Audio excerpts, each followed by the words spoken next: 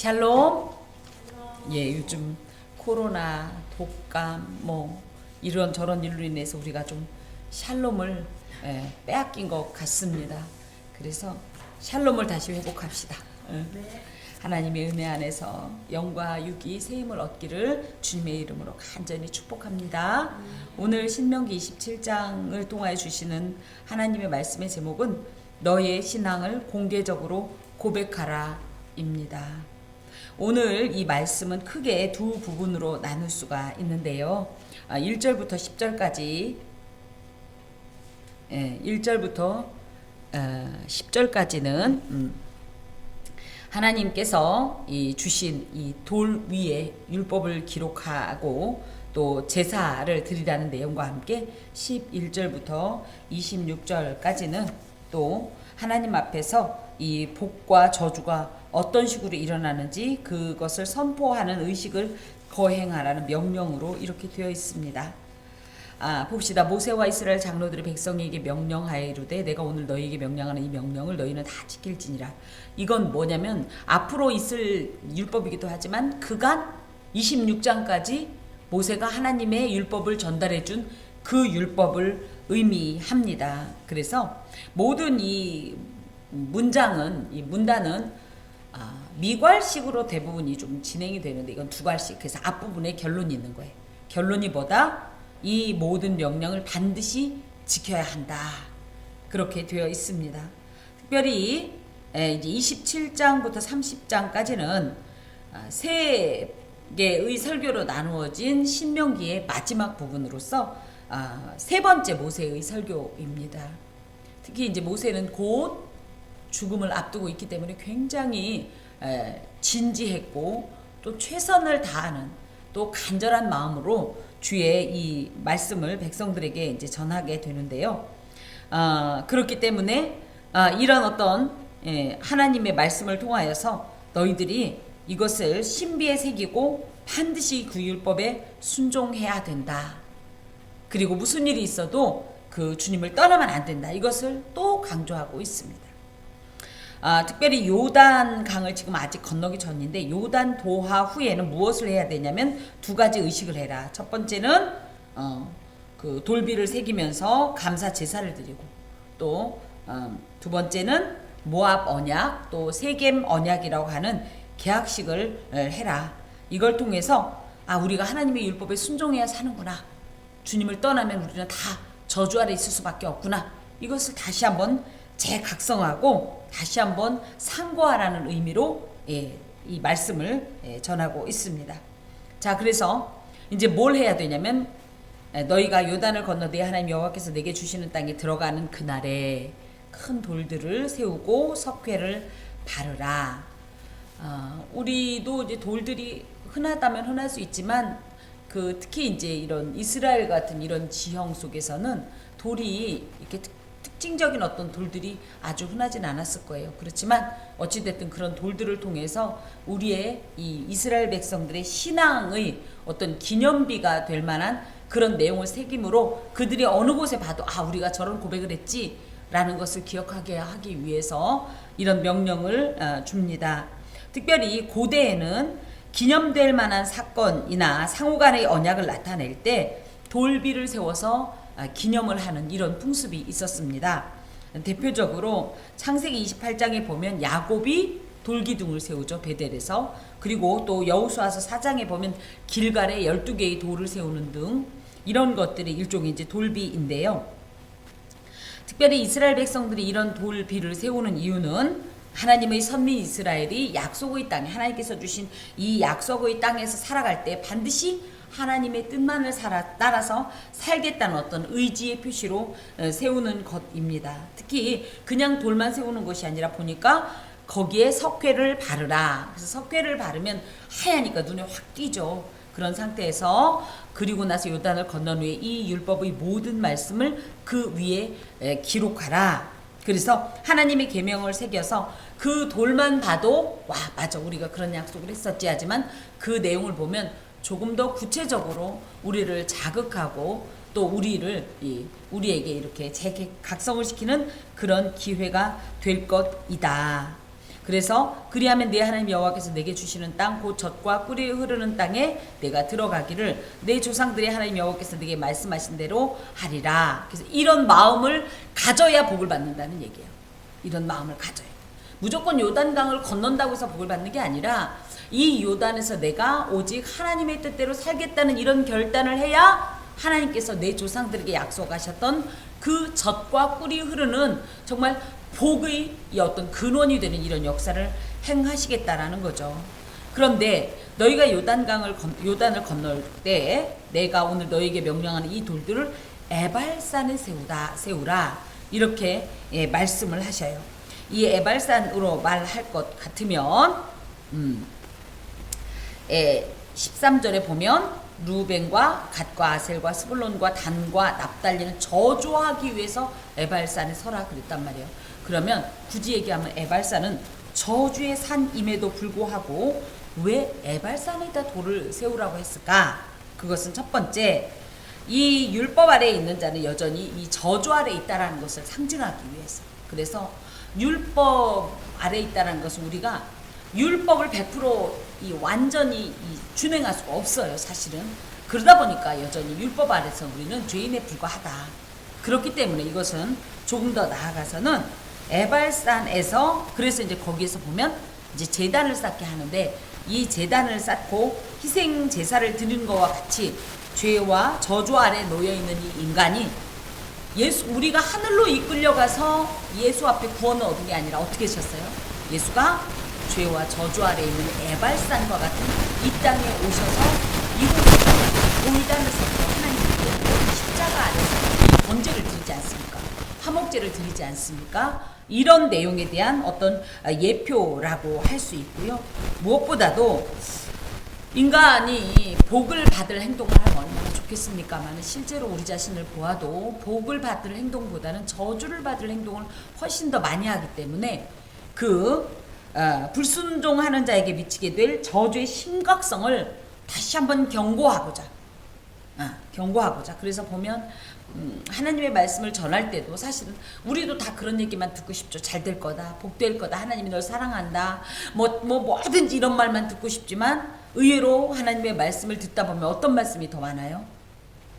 사실 이러면 안 된다, 너희들이 이러면 혼난다, 이러면 하나님께서 너희들을 진노하실 거고 심판하실 거다, 그러니 이러지 말아라, 이런 말씀을 자주 듣게 되죠. 그만큼 우리가 이 인간의 본성이 죄와 친밀하기 때문이에요. 그래서 이 에발산에 세워진 이 돌비를 보면서, 또한 이 돌단을 보면서 하나님 앞에서 우리 자신이 어떠한 존재인가, 하나님 앞에서.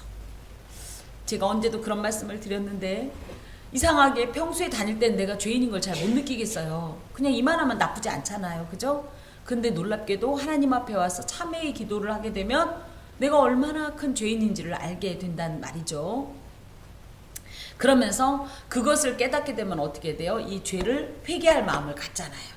오늘도 제 마음엔 하나님, 왜 이렇게 나는 날마다 그 벨사살 왕에게 주께서 말씀하신 대로 메네메네 데겔 우바르신, 늘 분량이 부족해서 오히려 저울에 달아보아도 부족함이 보이는 이런 존재입니까? 나는 언제나 하나님 앞에 온전할 수 있습니까? 딴에는 최선을 다했다고 생각했지만 지나간 시간들을, 걸음들을 하나하나 볼수록 너무 부족한 뿐인 거죠. 그래서 이런 것들을 자각하게 되면 어떻게 돼요? 하나님 앞에 나의 죄를 회개하고 돌이키면서 다시 나가게 되는데, 그런 어떤 결과를 위해서, 그런 목적을 위해서도 에발산에 돌을 세우라고 말씀하십니다. 자, 그러면서 거기에다가 5절에 내 하나님 여호와를 위하여 제단 곧 돌단을 쌓되. 그래서 우리가 생각할 때 하나님께 제사 드리는 어떤 장소는 이왕이면 저주의 상징인 에발산보다는 축복의 상징인 그리심산에 세웠으면 좋겠는데, 이렇게 에발산에 세우는 것이 뭐다? 죄악된 세상에 오신 예수 그리스도께서 이 죄악된 세상에서 하나님 앞에 십자가의 돌단을 쌓고 제사를 드렸다, 그런 것들을 예표합니다. 특별히 돌단은 하나님 앞에 예배하기 위하여서, 제사하기 위하여서 축조하는 어떤 이런 건축물로서, 이것은 이 돌단을 쌓음으로 뭐해? 하나님께 예배를 드림으로 내가 죄의 저주 아래 있었던 것을 죄속함을 받는다는 의미가 있습니다. 그래서 희생 제사용으로 이제 쓰이는 것인데 특히 거기에 보니까 그것의 쇠 연장을 대지 마라. 이건 뭐예요? 다듬지 마라. 있는 모습 그대로. 겉모습에 치중하지 말라. 이런 의미를 가지고 있습니다. 하나님은 사무엘상 16장에 보면 외모를 보시지 않고 중심을 보신다고 말씀하셨는데 우리도 우리 자신도 모르게 어떻게 해요? 늘 하나님 앞에 나올 때에 우리가 이렇게 나오는 예배드리는 자체가 돌단을 쌓는 행위이고 이런 돌단을 쌓은 이런 행위를 통해서 하나님께 제사를 드리는 건데 우리도 모르게 자꾸만 외적인 것에 치중하는 경우가 굉장히 많다. 근데 하나님은 그걸 원하는 것이 아니다. 너의 있는 모습 그대로 나오되 진심과 진실함으로 정직하게 나오라는 의미를 함께 포함합니다. 특히 쇠 연장을 대지 말라는 것에는 이런 의미도 있어요. 쇠를 잘못 다루면 어떻게 되죠? 크게 다칠 수 있기 때문에 이 연장의 위험성 때문이기도 합니다. 특히 너는 다듬지 않은 돌로 내 하나님 여호와께 제단을 쌓아라 할 때 이 다듬지 않은 돌이라는 표현이 다니엘서에 보면 다니엘서 2장 뜨인 돌 기억나시죠? 그래서 뭐예요? 이 금신상을 파하는 그 돌이 갑자기 붕 떠서 아무 손도 안 닿는 것 같은데 그 뜨인 돌이 와서 이 하나님의 이 심판을 행하지 않습니까? 이 뜨인 돌 내지는 시편 118편 또 마태복음 21장 등에 있는 건축자의 버린 돌 등으로 인공적이고 외적인 어떤 이런 그럴듯한 모습이 아닌 하나님의 이 본질로서의 예수 그리스도를 상징합니다. 그러면서 그 위에서 뭘 하냐면 여호와께 번제를 드리고 또 화목제를 드려라. 그래서 이제 다시 한번 좀 정리를 하면 요단을 건넌 후에 이들이 그 에발산에 가서 에발산 위에다가 돌 기둥을 세우고 또 거기에다가 석회를 바르고 거기에다 율법을 기록하고 그리고 또 이 에발산 위에다가 돌단을 쌓고 거기서 이제 번제를 드리는데 번제 올라는요 모든 것을 다 완전히 다 불태워서 하나님께 올려드린다는 의미를 가지고 있습니다. 이것은 여호와와 이스라엘 사이에 특별히 언약 체결식을 맺을 때 행했던 전형적인 제사 방식으로 창세기 15장에 아브라함과 하나님이 이 언약식을 체결할 때 이때도 이 아브라함이 번제를 하나님 앞에 드렸어요. 이 번제라는 것은 내가 당신과의 이 계약 사항에 대해서 완전히 헌신할 겁니다. 라는 의미를 함께 포함합니다. 특별히 이 번제는 희생 제사용으로 이제 많이 쓰이는데요. 희생 제사를 통해서 율법의 저주로부터 이스라엘 백성들이 구속을 받게 되고 또 그로 인하여서 하나님과의 잃어버렸던 관계가 다시금 회복되는 이런 것에 대한 이 상징을 가지고 있습니다. 더하여서 이런 이 번제에는요 가나안에서의 삶이 가나안 족속들의 죄악에 물들지 아니하고 오직 하나님의 백성으로서만 살겠다라는 이런 약속의 의미도 함께 가지고 있는 것이 번제입니다. 우리가 하나님 앞에 평소 주일날 예배 드릴 때 우리는 어떤 제사를 주로 드리는 것 같아요? 속죄제? 속건제? 여러 제물이 이 제사가 있겠지만 먼저 가장 앞서서 드려야 될 건 번제입니다. 그래서 하나님 앞에 나와서 주의 제단 불 위에 우리 몸과 영과 모든 것을 다 바치는 번제를 드림으로 말미암아 그 번제가 하나님 앞에 연락되면 그 결과가 뭐예요? 죄사함 그리고 이 의로 인치심 그로 인하여서 어떤 결과가 나와요? 하나님과 화목하게 됩니다. 여러분께서 평소에 예배를 드릴 때 이제 나의 오늘 예배는 무엇일까? 나는 어떤 예배를 지금 드리고 있나? 이런 생각을 좀 하면서 예배를 드릴 필요가 있습니다. 그래서 가장 먼저 하나님 앞에 번제자로 나와야 합니다.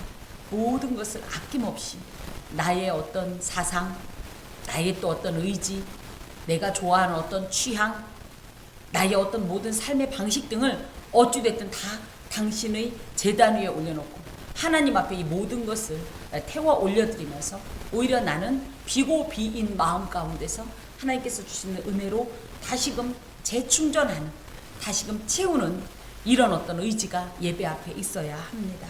또 그리고 나서 번제를 드리고 화목제도 드려라. 이 화목제는 주로 화목제 단독으로 드리기보다는 속죄제를 드리면서 함께 드리는 경우가 많아요. 이게 어떤 의미를 가지고 있냐 하면 내가 속죄제를 드림으로 말미암아 어때요? 하나님 앞에서 모든 죄를 속함을 받았고 이제는 어떻게 해요? 하나님과 교제하고 친교할 수 있는 또 하나님의 은혜를 누릴 수 있는 이런 존재가 되었음을 선포하는 것으로 완전히 회복된 구속의 삶을 예표합니다. 특히 하나님과 친교하는 내용이 어디에 나오냐면 출애굽기 24장에 보면 70인의 장로들이 그죠? 그 시내산 꼭대기에서 그 성만찬의 기원이 사실은 출애굽기 24장으로 얘기를 합니다.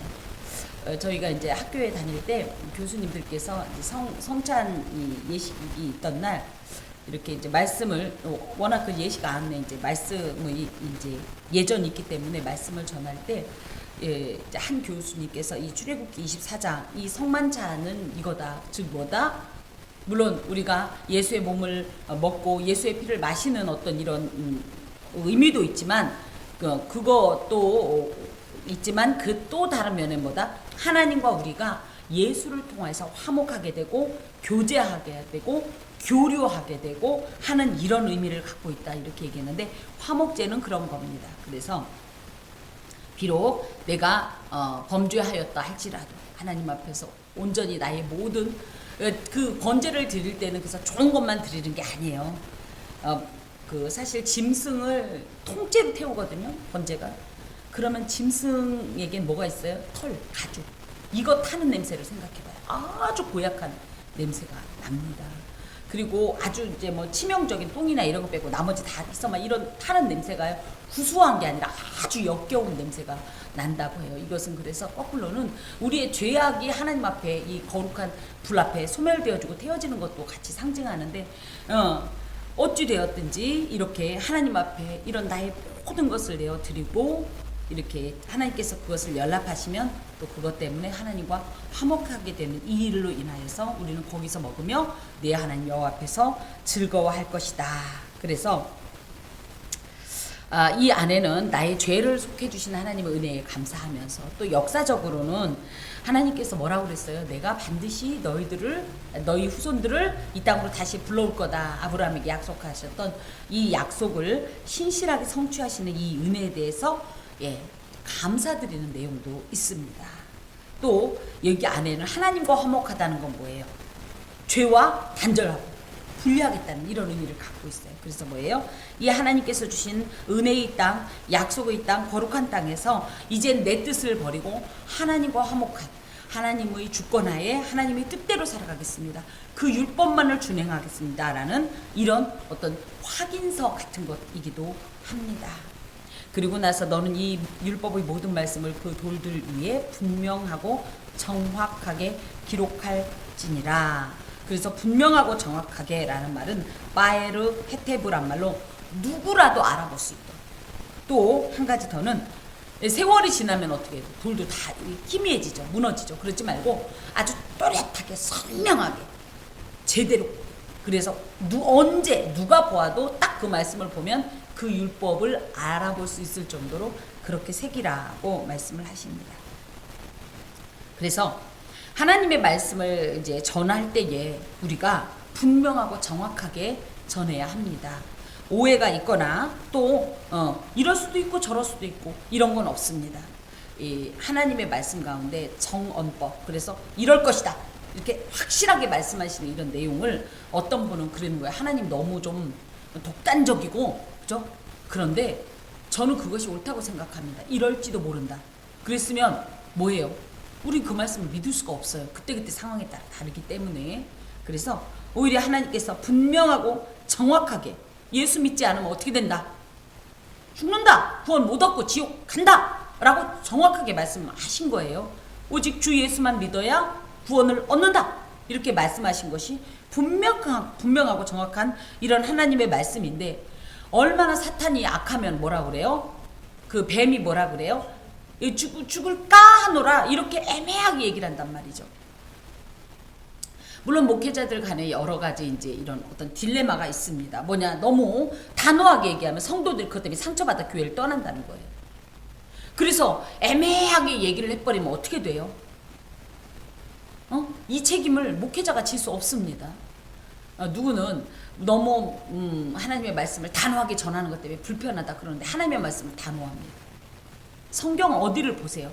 찌도 몰라라는 말은 없어요. 이럴까 하노라는 사탄이 썼던 말이에요. 목회자들이 강하게, 분명하게, 또렷하게, 확실하게, 우리는 대언자이기 때문에 전하라고 했으면 그 말씀을 그냥 전하는 거지, 여기서 우리가 의역하고 막 부드럽게 반죽해가지고, 그런데 하다 보면 어떻게 인간적인 것들이 자꾸 가미가 되면 말씀의 본질을 벗겨나요. 비껴나게 되면 나중에 내가 그 책임을 못 지잖아요. 저는 두렵습니다. 뭐 주님 앞에 갔을 때 주님께서 저에게 김재란 너 왜 이 말씀을 이렇게 전했어? 이거 아니었잖아 할까봐. 그래서 저희 교회의 이 말씀이, 그래서 저는 최대한 성경을 비껴가지 않으려고 몸부림을 치는 것이, 제가 여러분의 영혼을 책임져 줄 수 없지 않습니까? 여러분도 마찬가지 아닙니까? 목사님이 그래서 그런 줄 알았는데요. 그것이 도무지 하나님 앞에 통하지 않는 말이란 말이에요. 그래서 분명하고 정확하게 전할 때 그것을 통하여서 이 이스라엘 백성들도 그러면 복을 받는구나, 그러면 저주를 받는구나를 알게 되고, 그러므로 말미암아 자신의 삶을 어떻게 돼요? 더욱더 하나님 앞에 삼가면서 최선을 다해서 율법을 준수하려고 이렇게 노력을 할 것이다 이거지요. 특별히 모세와 레위 제사장들이 온 이스라엘에게 말하여 이르되 이스라엘아 잠잠하여 들으라. 또 이것은 무슨 말씀이냐면, 잠잠하여라는 말은 사카트라는 말로 침묵하다, 겸손하다, 조용히 관찰하면서 쉐마, 경청하다. 잘 들어야 된다는 얘기예요. 하나님의 말씀을 잘 들어야 돼요. 그러니까 대충 듣고 이건 이런 얘기잖아요 라고도 물론 할 수 있어요. 유능한 분들은 그럴 수 있지만 사실 한 말씀 한 말씀을 잘 귀 기울여 듣고 그 말씀의 행간에도 저희가 주의를 기울여서 그 안에서 주시는 하나님의 이런 암묵적인 메시지까지 접근할 수 있는 이런 태도가 말씀을 받는 자에게 필요합니다. 왜 그래야 되냐? 순종하려. 그래서 특별히 하나님과 이스라엘 간에 이것이 이제 언약 체결식이 될 것인데, 이럴 때에 어떻게 해라? 그 언약에 대해서 엄숙하고 진지하게 신중하게, 그러면서도 겸손하게 순종할 마음으로, 순종이 안 되면 복종할 마음으로 이렇게 이 말씀을 받으라는 말씀이에요. 그러면서 오늘 내가 내 하나님 여호와의 백성이 되었으니, 이것은 이제 언약이 이제 이렇게 언약 체결식이 마치면 어떻게 돼요? 우리도 결혼식이 끝나면 어떻게 하죠? 이제 그죠? 신랑 박상일 군과 신랑 김명자 양이 하나님 안에서 부부가 되었음을 성부와 성자와 성령의 이름으로 선포합니다. 이러면 우리가 아멘 하면서 박수 치죠. 이런 것처럼 여기에도 오늘 내가 내 하나님 여호와의 백성이 되었다라는 이 말은 뭐예요? 이 언약 체결식이 무사히 다 완결이 됐다. 그러니 이제부터 뭐다? 하나님의 백성된 너희들은 백성으로서 하나님의 이 왕 되신 하나님 앞에 전적으로 순종해야 될 것이고, 또 이 하나님은 너희들의 이 복의 근원이고 이런 모든 삶을 보호하시는 생사 화복의 이 결정권자인데, 이것을 이행하는 이런 어떤 상호간의 이 언약 체결식을 의미합니다. 그 결과가 이렇단 얘기죠. 그러면서 이제 하나님과 이스라엘의 관계가 공식적으로 하나님은 이스라엘의 왕이 되고 이스라엘은 하나님의 백성이 되었다라는 것을 선포합니다. 그런즉 내 하나님 여호와의 말씀을 청종하여 내가 오늘 네게 명령하는 그 명령과 규례를 행할지니라. 이것은 내가 하나님과의 관계 속에서 반드시 이행해야 할 성도의 본분이다 하겠습니다.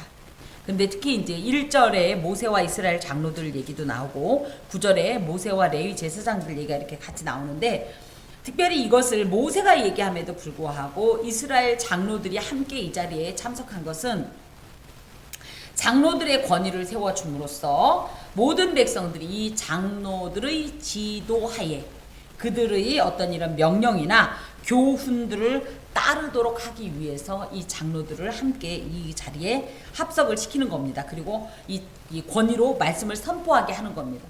모세는 이제 곧 죽잖아요. 그리고 나면 앞으로 어떻게 할 거다? 이 가나안에서는 장로 제도 하에 이 모든 일들이 진행이 되고, 율법을 온전히 준행하는지 거룩한 백성 공동체로 살아가는지들을 대해서 지도하고 교훈하는 사명을 장로들이 갖게 된다는 얘기를 합니다. 또 9절에 레위 제사장들도 함께 했지만 백성들을 교육하고 훈계할 책임이 이들에게 있다. 그래서 만약에 이 장로들이 자기가 얘기해놓고 이것을 수행하지 못하면, 레위 제사장들이 또 이것을 온전히 수행하지 못하면 이제 어떻게 된다. 이 백성은 지도자 잘못 둬서 큰 어려움을 겪게 된다.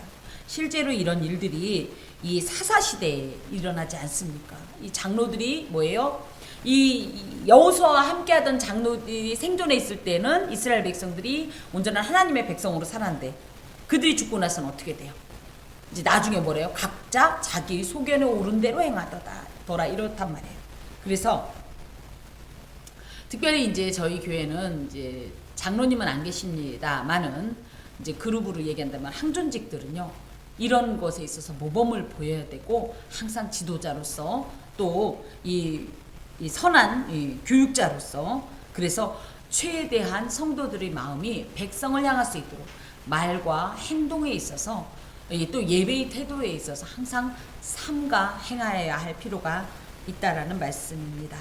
자, 그러면서 11절부터 이제 14절까지는 어떤 말씀이냐면, 복과 저주의 선포 의식을 거행하기 위한 이제 이런 조처들을 해야 되는데, 모세가 그날 백성에게 명령하여 이르되 너희가 요단을 건넌 후에 이제 이스라엘이 모두 몇 지파? 12지파 중에 반은 어디로? 그리심산으로.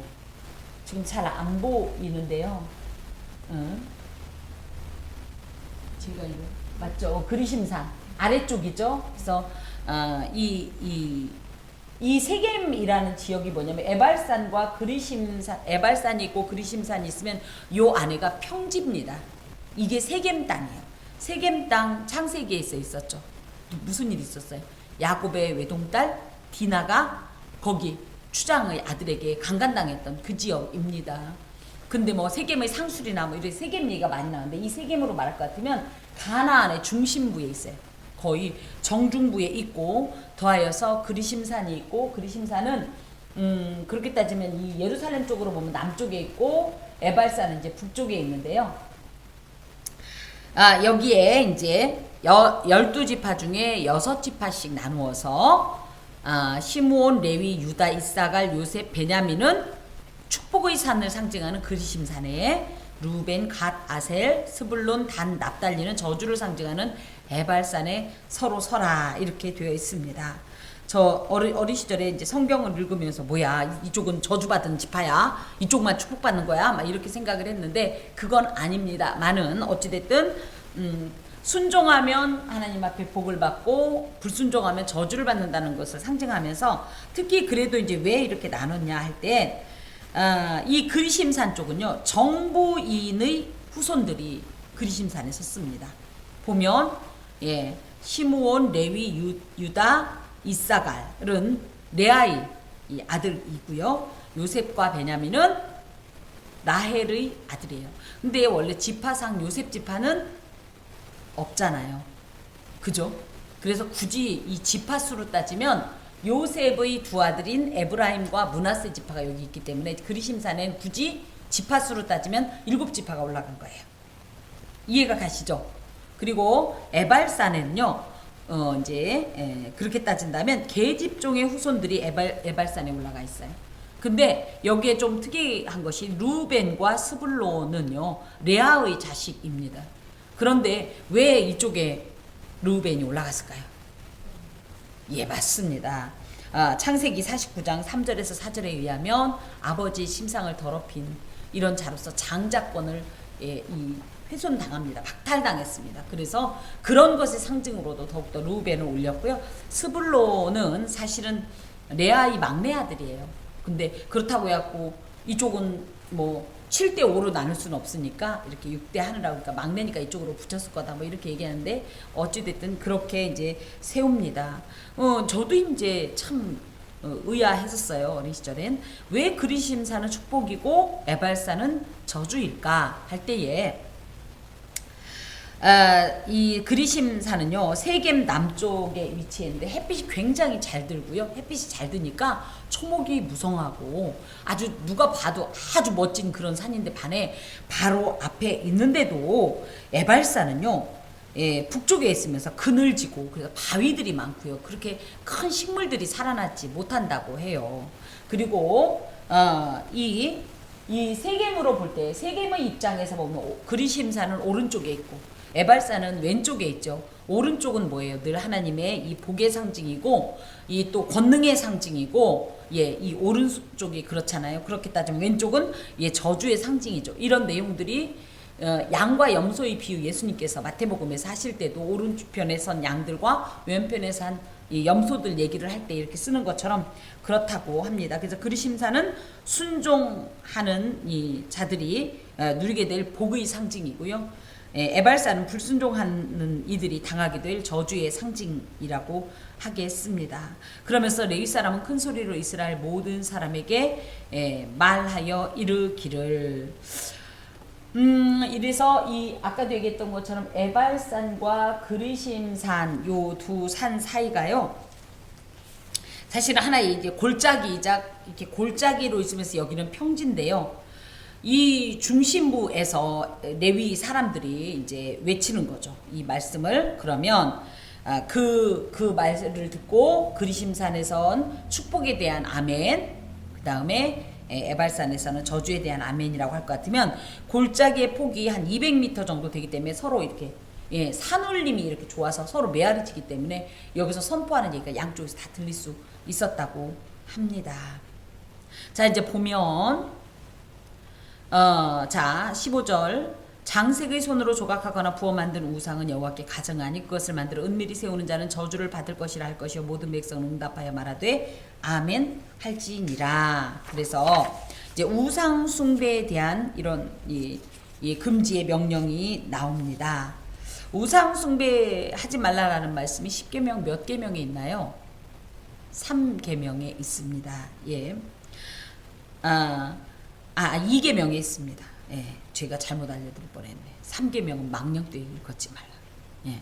자, 2계명에 이제 있는데요. 특별히 우상 숭배라는 것은 하나님과의 기본적 관계와 의무를 대놓고 위반하는 행동입니다.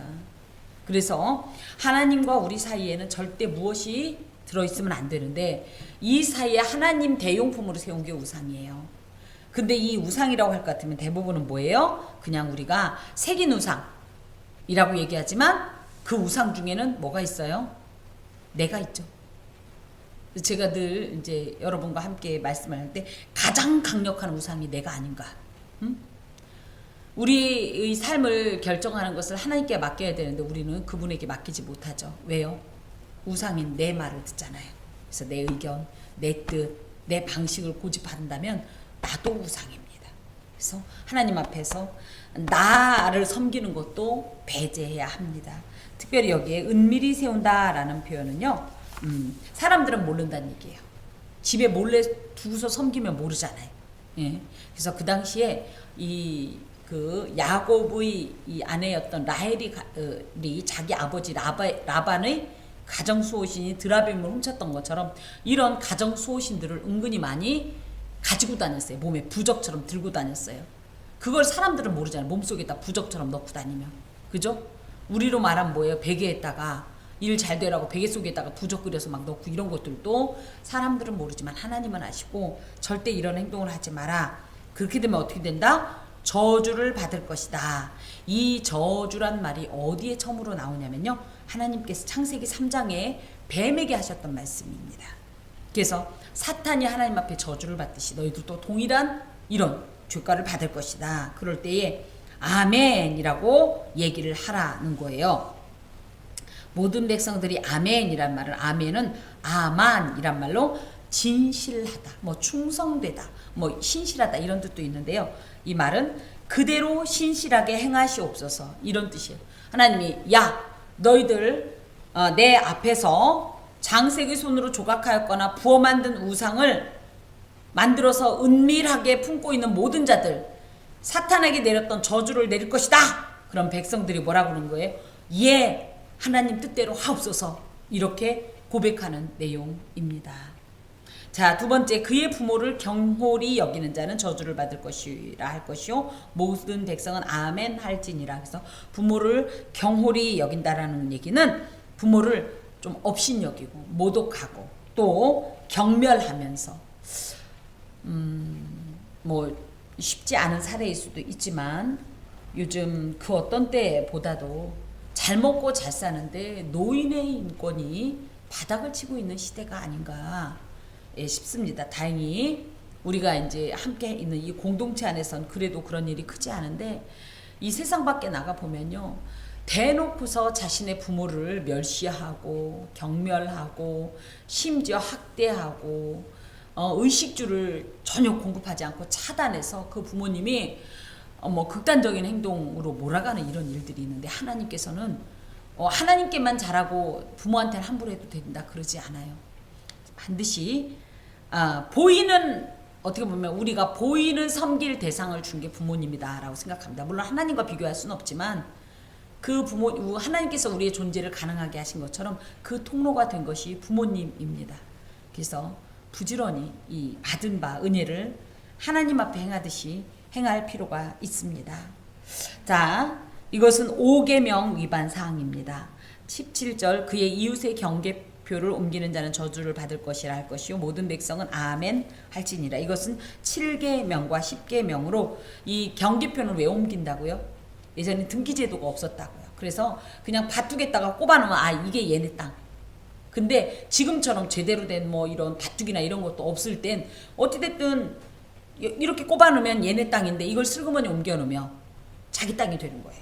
이런 행동을 하지 말라는 거예요. 그래서 이웃의 재산을 횡령하지 말라, 도적질하지 말라. 이 말씀이 또 뒤에도 물론 나오지만 이웃의 경계표라고 할 때는 단순한 이런 토지를 넘어서 이웃의 소유에 손대지 말라는 뜻도 가지고 있어요. 이게 이제 어떤 얘기와 연결이 되냐면요. 남의 아내나 남의 남편을 도둑질하지 말라. 간음하지 말란 얘기예요. 우리나라가 지금 얼마나 역겨운 이런 상태인지 각각 결혼한 사람들이 그죠? 타인의 이게 따지면 굳이 얘기하면 타인의 것이잖아요.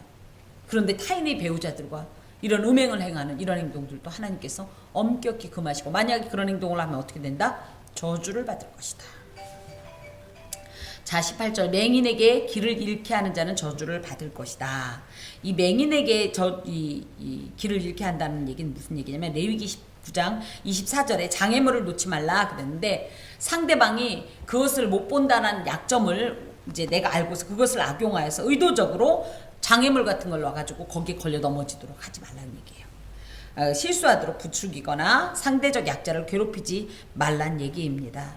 이 말씀에는 또 조금 더 좀 신학적으로는 특히 이제 목회자들에 관한 이야기이기도 합니다. 뭐예요? 그렇다고 해서 목회자가 뭐 모든 것을 다 아는 자는 아니지만 의도적으로 하나님의 말씀을 왜곡시키고 변질시켜서 잘못 해석해서 어린 양처럼 잘 알지 못하고 분별하지 못하는 이들에게 말씀을 잘못 올무처럼 놓아서 그것 때문에 넘어지게 하지 말라는 말씀도 함께 포함이 됩니다. 뭐 제가 많은 교회를 저는 다니지는 않았습니다. 어린 시절에 이제 다녔던 교회가 있고 또 청년 때부터 이제 이렇게 사역을 나오기 전까지 다녔던 이런 교회가 이제 저에게 대표적인 교회인데요.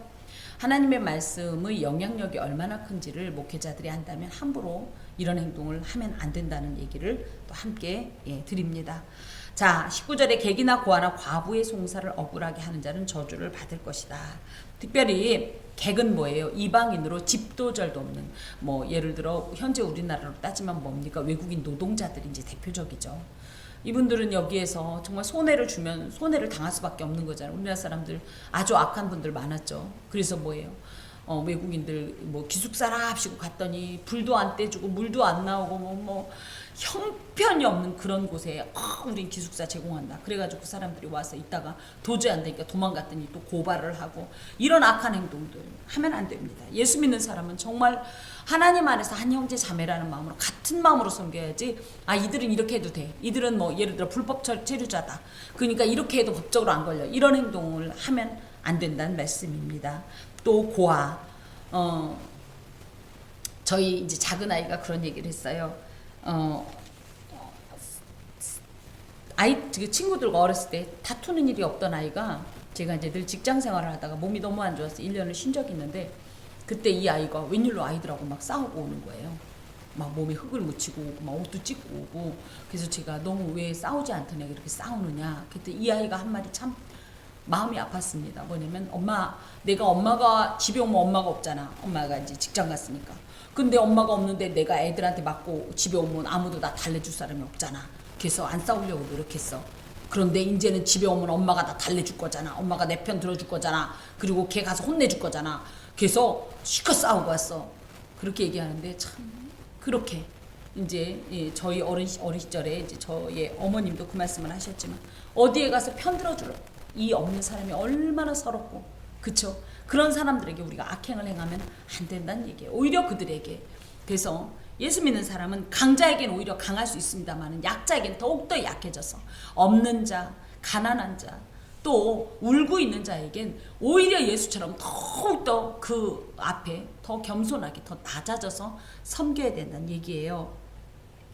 특히 이제 여기 과부라고 되어 있는데 지금도 혼자 이렇게 사는 분들은 어렵지만 그 시대엔 특히 더 이런 사회적 약자였는데 이들이 어려운 일을 당해서 송사 재판을 청구했을 때 억울하게 한다는 얘기는 무슨 얘기냐면 그들을 도움을 주기는커녕 오히려 야 얘는 이렇게 해도 상관이 없어 라고 하면서 그들을 핍박하거나 파렴치한 행동을 일삼는 행위들은 절대 하나님은 용납하지 않는 것이 하나님은 긍휼과 자비가 풍성하신 분이기 때문에 오히려 약한 자에게 더 마음을 주시고 그러시는 분을 섬기는 성도들이 오히려 약하다고 함부로 대하고 하면 우리는 하나님의 하나님 되심을 증거하지 못하는 악한 자들이 됩니다.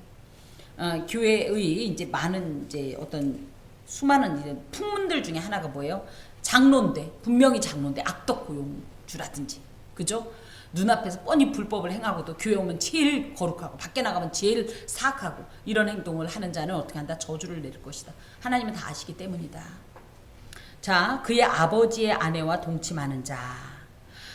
이거는 아버지의 첩을 의미합니다. 아버지의 아내라니까 우리 엄마가 아니라 아버지의 첩과도 동침하면 안 되는 것이 그의 아버지의 하체를 드러냈다 이런데 이게 뭐냐면 아버지의 성적 권리를 침해한 것이고 그것은 아버지의 권위에 정면으로 도전하는 행동이기 때문입니다. 이런 일들이 어디에 있었어요?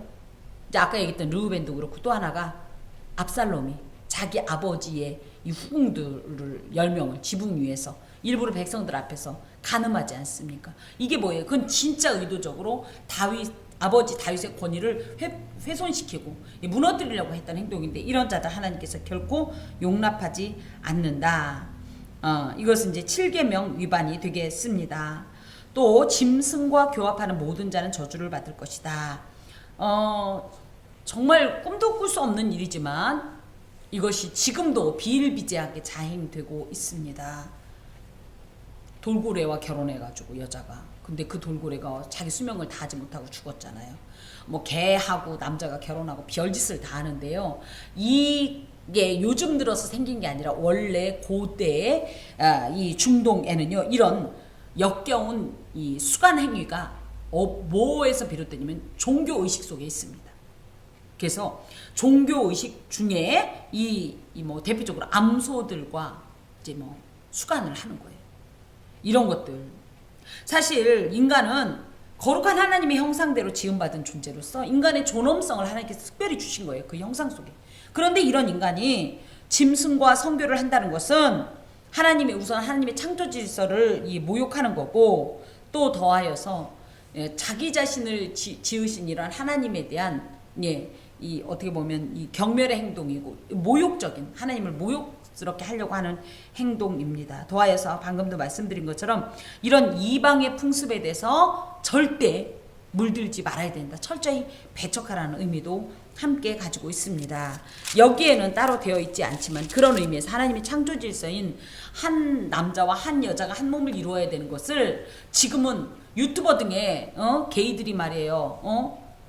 막 노골적으로 그런 뭐 성적인 행동하는 거 역겨운 그런 것들 막 올리고 그러니까는 우리 애들은 그래도 되는 줄 알고 우리 부모님들이 가서 철저하게 잘 교육해 주셔야 됩니다. 하나님은 남자도 아니고 여자도 아닌 것을 만든 적도 없고, 성은 우리가 결정하는 게 아니라 하나님께서 애초에 결정하신 것으로서 성 정체성은 인간이 세우는 것이 아니라 하나님께서 세우셨고, 그 정체성에 합당하게 살아야 된다라는 얘기를 분명히 해 주셔야 합니다. 또 그의 자매 곧 그의 아버지의 딸이나 어머니의 딸과 동침하는 자는 저주를 받을 것이다. 그래서 뭐 이복 자매라든지 또 아버지의 딸이라든지 있어요. 이성 있어요. 성이라는 건 그 성씨의 성을 얘기하는 거예요. 그런 이들과 간음하는 것은 근친상간이 되겠습니다. 이런 일이 또 언제 있었어요? 다윗의 딸인 다말을 암논이, 그죠? 이 아버지의 딸을 성폭행한 행동이 있었는데, 이런 것들은 철저하게 금지됩니다. 다만 이 말씀이 창세기에서는 좀 맞지가 않는 거예요. 왜요? 창세기에서는 근친혼이 됐잖아요. 그래서 뭐 외삼촌의 딸 막 이렇게 다 연결이 됐는데, 이것은 좀 배경이 있습니다. 그 당시에 근친혼을 하나님께서 이 암묵적으로 허용하신 이유는요, 그들이 유목생활 중이었기 때문에 그 결혼할 상대가 한정적이었어요. 그러니까 누구 빼고 누구 빼고 누구 빼면 어차피 가족끼리 돌아다니는데, 여기서 누구 빼고 누구 빼고 뭐 결혼이 유지가 안 되니까 근친혼을 하나님께서 그래도 이렇게 허용을 하셨지만, 이스라엘 백성들이 이제 가나안에 정착하게 되면 절대 이런 근친혼은 이제 하지 말라는 말씀입니다. 장모와 동침하는 자는 저주를 받을 것이라. 이 장모와 이제 동침한다는 얘기는 무슨 얘기냐면, 자신의 아내도 동의를 했고 장모도 동의를 한 거예요. 그러니까 두 여자와 한 남자, 사위와 장모가 부부간에만 행해야 되는 이런 성교 행위를 할 수 있도록 자기들끼리 암묵적으로 동의한 이런 상태를 말하는데요. 이것은 정말로 역겨운 범죄로서 레위기 20장에 보면 이들을 모두 화형시켜라, 불태워 죽여라 이렇게 말씀하실 정도로 아주 끔찍하고 더러운 이런 죄인데, 이런 죄를 저지른 자는 하나님이 반드시 저주할 것이다. 그의 이웃을 암살하는 자는 저주를 받는다. 이것은 무엇이냐면 제6계명에 이제 위반이 되겠는데, 계획적이고 고의적으로 살인 행위를 하는 행동입니다. 이것을 예수께서는 심지어 뭐라고 그랬어요? 미워하는 것만으로도 이미 살인한 것이다 이렇게 말씀하셨는데, 이 죄를 고살죄라고 합니다. 고의적으로 이 죄를, 이 사람의 생명을 함부로 해한 것을 하나님은 결코 그저두지 않는 것이, 생명은 누구 겁니까? 원래 하나님 거예요. 근데 그 판단을 인간이 함부로 했다는 것을 하나님이 결코 용서하지 않는다는 말씀이십니다. 무죄한 자를 죽이려고 뇌물을 받는 자는 저주를 받을 것이다. 이게 무슨 얘기냐면 뇌물수수죄를 의미하는데요. 예를 들어 재판관이 뇌물을 받고 판결을 그릇되게 해서 죄 없는 자를 사형 판결을 내리는 이런 경우입니다. 우리가 사실은 전 이게 정치적인 얘기는 아니지만, 현재 우리나라의 사법권을 우리는 어떻게 보십니까? 사법적인 어떤 이런 권한 행사를 사실은 돈만 주면 그저 풀려 나오는 경우도 많고, 돈 없는 사람은 이런 경우도 많은데, 이런 거에 대해서 하나님은 결코 용납하지 않는 것이, 하나님은 죄는 죄로, 그래서 공의로우신 이러한 하나님이신데, 이런 행동을 한다는 것은 하나님께서 공의로 집행하시는 거에 대해서 정면 대적하는 반항의 행동으로 보기 때문에 하나님께서는 이들을 저주하고 절대 그 일을 하지 말라고 말씀하시는 겁니다. 사실은 이 내용이 총 12가지인데요. 느끼셨겠지만 대부분 10계명과 관계가 되어 있습니다. 10계명을 요약하면 하나님과의 이런 관계 속에서 하나님 앞에서 어떻게 섬길 거냐, 또 수평적인 관계 속에서 또 어떻게 섬길 거냐로 요약이 되는데, 이 12번째 말씀은 이 모든 율법의 말씀. 그래서 하나님과의 관계 속에서, 사람과의 관계 속에서 율법을 온전히 실행하지 않는 자는 저주를 받을 것이다. 이게 사실은 26절이 결론이에요. 이게 제일 중요하고 가장 큰 범위를 가지고 있습니다. 이것은 실제로 가장 무섭고 두려운 말씀으로, 하나님의 말씀을 이제 실행한다. 예전 버전은 세운다라고 이렇게 되어 있었는데, 세운다라는 것은 말씀을, 그러니까 내 후대들에게도 계속 교육하고 지도해서 이들에게도 이 말씀의 영향력을 우리가 공급해줘야 된다는 이런 의미도 갖고 있어요. 그래서 나만 지키는 것이 아니라 나의 후대에게도 이 말씀을 교훈하지 않는 자는, 참 무섭죠. 그래서 나만 신앙생활 열심히 하면 되는 줄 알았는데 그게 아니라 이런 하나님의 법을 우리가 우리 믿음의 후대들에게 교훈하고 지도해야 된다라는 거예요. 그래서 그렇게 하지 않는 자는 어떻게 한다? 저주를 받을 것이라. 이것이 언제 실행이 되냐면요. 여호수아서 8장에 보면 실행이 됩니다. 이 내용이 그대로 나와 있어요. 특별히 근데 오늘 본문에는 뭐만 나와 있냐면 축복은 없고 그죠?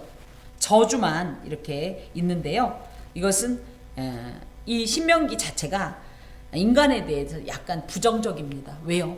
당해봤잖아요. 얼마나 인간이 이 죄에 찌들어져 있는지 이제 당해봤잖아요. 그러므로 인간의 죄성으로 인한 불순종, 그로 인한 이 저주를 더 강조하느라고 원래 있었던 내용 중에 저주의 내용만 더 이렇게 강조한 겁니다. 그렇지만 28장 이하에 보면 또 순종의 말씀, 순종하면 복을 받는 말씀도 함께 또 포함이 됩니다. 성도라고 할 것 같으면요, 많은 이들은 성도에게 이 기대감을 가지고 있습니다. 왜요? 성도는 하나님의 자녀요, 하나님의 백성이기 때문에 그 나라의 시민법을 분명히 준행하고 이행할 거다라는 기대가 있지요. 그렇기 때문에 하나님의 자녀답게 언제 어디서나 고결하고 아름다운 윤리관으로 행해야 합니다. 그렇지만 과연 우리가 하나님의 자녀로서 얼마나 고결하고 아름다운 윤리관을 가지고 있습니까? 그것을 또 이행합니까? 그런 의미에서 이 오늘의 이 본문의 이제 근거에서 이 언약을 세겜 언약이라고도 하고요. 또 이제 뒤엔 모압 언약이라고도 나오는데요. 이것은 율법에 대한 순종의 자세를 공개적으로 다짐하는 신앙 고백적 의식으로서 이런 고백 행위를 통해서 뭐예요? 나 혼자 은밀히, 그렇죠. 우리도 뭔가 결단할 때 속으로 결단하면 어때요? 편집하고 막 추가했다, 삭제했다, 없앴다가 막 그러지만 사람들 앞에 얘기하면 어떻게 되죠? 반드시 지켜야 되잖아요. 그렇기 때문에 오히려 이런 공개적인 고백 행위를 통해서 우리들이 흐트러질 수밖에 없는 어떤 이런 신앙생활의 경계를 견고히 하고 또 그로 인하여서 맞아, 당신 이런다고 했잖아요 라는 말을 들으면 맞아, 내가 그러기로 했지 하고 재각성을 하는 이런 기회를 제공하기 위한 공개적 신앙 고백서가 바로 이런 세겜 언약입니다. 자, 특별히 가나안에 입성한 출애굽 2세대의 첫 번째 행동이 무엇이었냐면 1절부터 이제 10절까지 이런 내용으로서 가나안의 가장 중심부에 위치한 에발산에 석회를 바른 돌비에 율법을 새기는 것이었습니다. 이것이야말로 뭐예요? 가나안 사람들에게 우리의 정체성, 우리의 존재가 무엇인가를 어떤 사람인가를 공개적으로 이렇게 밝히는 그런 행동입니다. 즉 우상 숭배와 온갖 역겨운 가나안 문화 속에서도 오직 하나님의 백성다운 삶, 즉 가장 고상하고 아름다운 윤리관을 기준으로 해서 하나님의 뜻을 실현하겠다는 결단이요 공개적 선포입니다. 그러면 가나안 사람들도 그걸 보고 어떻게 하겠어요? 쟤는 저렇게 사는 애들이구나. 그렇게 안 살면 그 대신 어떻게 돼요? 니네 그렇게 산다며 왜 그렇게 살아? 그래서 사실 신앙을 공개적으로 고백한다는 게 쉬운 일은 아닙니다. 그럼에도 불구하고 오히려 그 쉽지 않은 것 때문에 자꾸만 은밀하게 행하다 보면 이게 기본이 다 무너지기 때문에 공개적으로 고백을 해야 되는 겁니다. 자, 여러분은 언제 무엇으로 당신의 신앙을 공개적으로 고백하십니까? 사람들에게 있어서 나는 예수 믿는 사람이다 라고 공개적으로 고백하십니까? 어떤 행동으로 고백하십니까? 술 안 먹고 또 뭐 어찌됐든 주일날 예배드리고 그죠? 그리고 성경 말씀에 근거해서 살아가려고 그 말씀의 법을 따르려고 하고 입에서 나오는 게 이제 찬송이고 또 아주 별거 아닌 것 같지만 직장인 특히 남성들 중에서는요 식기도를 생략하는 경우가 굉장히 많다라고 합니다. 여러분은 어디에 갔든지 식기도 하십니까? 반드시. 그래서 저 사람은 예수 믿는 사람이구나. 이런 신앙 고백, 공개적 신앙 고백이 있어야 돼요. 이것이 결국은 뭐예요? 기념비입니다. 내 신앙의 돌비입니다. 그래서 우리 신앙 가운데, 우리의 삶 가운데 신앙의 이 기둥을 좀 반드시 세우세요. 예전에 이제 저희 이제 목사님께서 대학 동창회를 가셨는데 친구들이 다 술상을 벌여놓고 있더라는 거예요. 그래서 이제 목사님 조금 늦게 가셨는데 야 우리 목사 친구가 왔는데 야 그러면서 목사 술 한잔 하라고 그랬는데 목사님께서 난 술은 안 먹는다고 그랬더니 그분들이 그러더래요. 그럼 기도나 해달라고. 그래서 목사님께서 술상을 앞에 두고 하나님 아직 예수를 알지 못해서 이들이 술상을 이렇게 버렸지만 이 기도를 받고 그 마음에 양심이 찔리고 회개를 해가지고 이런 술로 인해서 기쁨을 누리지 않도록 도와달라고 술맛 뚝 떨어지는 기도를 이렇게 했다라고 그랬더니 그분들이 야 저기 친구 목사한테 기도받고 술 먹으니까 술맛이 더 좋다 그래서 이게 아닌데 그랬다는 얘기를 하던데 어느 곳에 가든지 우리가 누구인가를 공개적으로 고백할 필요가 있습니다. 우리의 걸음 행동 하나하나가 예수를 하나님을 신앙한다는 전적인 표현이기 때문입니다. 그런데도 많은 분들이 이 신앙을 우리의 신앙을 공개하는 것을 꺼려하는 이유가 뭡니까? 대부분은 뭐예요? 나 때문에 하나님의 영광을 가릴까봐 두려워서. 그런데 사실은 거꾸로 뭐예요? 그래서 우리가 더 나 예수 믿는 사람이야, 나 목사야 이렇게 얘기하니까 오히려 그래서 우리의 생활을 더 좀 그죠? 삼갈 수 있지 않은가 싶습니다. 불편해도 또 사람들의 실망과 비웃음이 있다 할지라도 우리가 실수한다 할지라도 우리의 신앙을 공개하는 것은 굉장히 중요합니다. 왜 공개해야 하느냐면 그로 인해서 자칫 흐트러지거나 포기하게 되고 오염되기 쉬운 신앙의 길을 더욱 확고하게 할 수 있기 때문입니다. 특별히 아까 이제 말씀드린 대로 여러분의 신앙을 공개하려면 이 이스라엘 백성들처럼 돌비를 좀 세워보십시오. 나는 이런 부분에 있어서 반드시 하나님을 믿는 사람답게 살겠다라는 그런 기념비를 좀 하나씩 마련하십시오. 그래서 어떤 사람이 보아도 저 사람은 예수 믿는 사람이지 라는 이런 기념비를 가지고 나의 어떤 신앙을 공개하십시오. 그럴 때에 놀랍게도 물론 그 안에서 여러 가지 일들도 있겠지만 우리의 신앙은 가나안 속에서도 여호와 신앙을 유지할 수 있도록 만드신 그런 이스라엘 백성에게 주신 이런 율법의 지침처럼 저희에게도 그런 은혜의 역사가 있을 것입니다. 기도합시다. 주님을 믿고 새 생명 얻은 이 삶이 하나님 앞에서 온전하게 살아가기를 원합니다. 그리하기 위하여 나의 연약함에도 불구하고 부끄러움에도 불구하고 우리의 신앙을 공개적으로 고백하려 하오니 주여 이를 통하여서 우리가 하나님 앞에 온전한 주의 백성으로 살게 하여 주옵소서. 예수 그리스도의 이름으로 기도합니다. 아멘. 찬송가